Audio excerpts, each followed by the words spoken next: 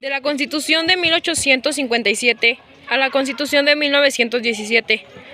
Antecedentes históricos de la Constitución de 1857. La reforma del artículo 3 de la Constitución Política de los Estados Unidos Mexicanos, publicada en el Diario Oficial de la Federación el 30 de diciembre de 1946. Siendo presidente de México, Manuel Ávila Camacho estableció que la educación impartida por el Estado tenderá a desarrollar armónicamente todas las facultades del ser humano y a fomentar en él a la vez el amor a la patria y la conciencia de la solidaridad internacional, de la independencia y en la justicia. La educación será democrática, nacional y contribuirá a mejor convivencia humana. Se mantiene el requisito de la autorización previa y expresa para que los particulares impartan la educación en todos sus tipos y grados. Se excluyeron las corporaciones religiosas para intervenir en los planteles de la educación primaria, secundaria y normal, así como la que se destine a obreros y campesinos. Además, se estableció que el Estado promoverá y atenderá todos los tipos y modalidades educativas, incluida la educación superior, apoyará la investigación científica y tecnológica y alentará el fortalecimiento y la difusión de nuestra cultura. Nacimiento del artículo 3 constitucional referido a la educación y soporte del sistema educativo nacional.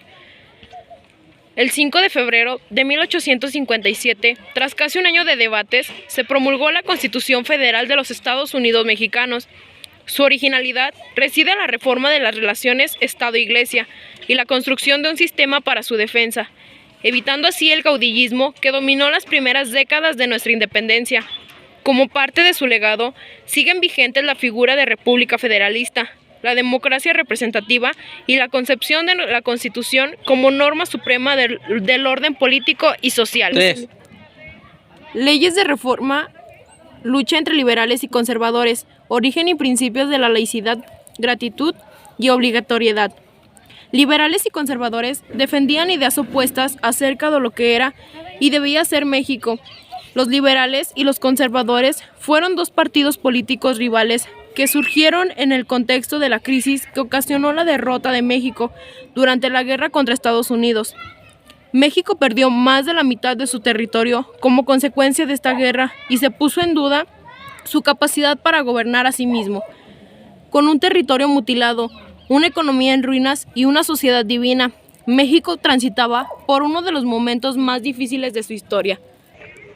El 7 de julio de 1859, en el puerto de Veracruz, el presidente Benito Juárez expidió el paquete legislativo que conocemos como Leyes de Reforma. Su objetivo principal fue la separación de la Iglesia y del Estado, pues ésta había adquirido un gran poder e influía en las decisiones más importantes de la política nacional para favorecer totalmente a los conservadores. ¿Y cuáles son las leyes de reforma? Mira, ley del matrimonio civil. Con ella el matrimonio religioso pierde su validez. De julio... No. Ley orgánica del registro civil, 28 de julio de 1987. El registro del estado civil de la persona quedaba a cargo del empleado del gobierno, no de la iglesia. Ley de exclusión de monjas. ¿Cómo? Ley de exclaustración de monjas y frailes. Me equivoqué la fecha, es 11 de agosto de 1857. Se prohibía la existencia de claustros o conventos implicando su clausura. Ley sobre la libertad de cultos, 4 de diciembre de 1860. Permitió a cada persona practicar y elegir el culto que deseara con plena libertad.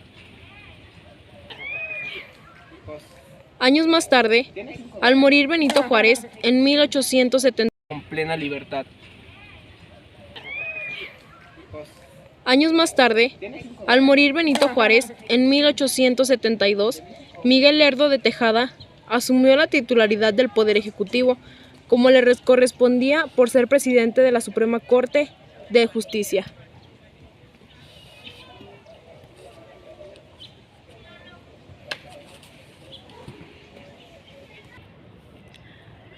Positivismo en México, Gabino Barreda, su trascendencia.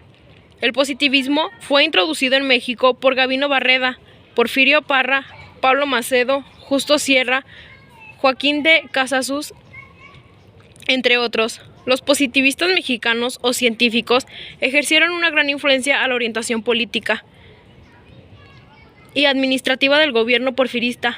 Ello se debe a que muchos de ellos ascendieron a los más altos niveles de la burocracia y de la escala social y se convirtieron en importantes asesores de Porfirio Díaz. Para finalizar, la Constitución Política de 1917, la educación garantía individual pero también social. La Constitución de 1917 reconoce las libertades de culto, expresión y asociación, la enseñanza laica y gratuita, y la jornada de trabajo máxima de 8 horas. Nuestra Carta Magna está compuesta por 136 artículos y 19 artículos transitorios contenidos en 9 títulos de las garantías individuales.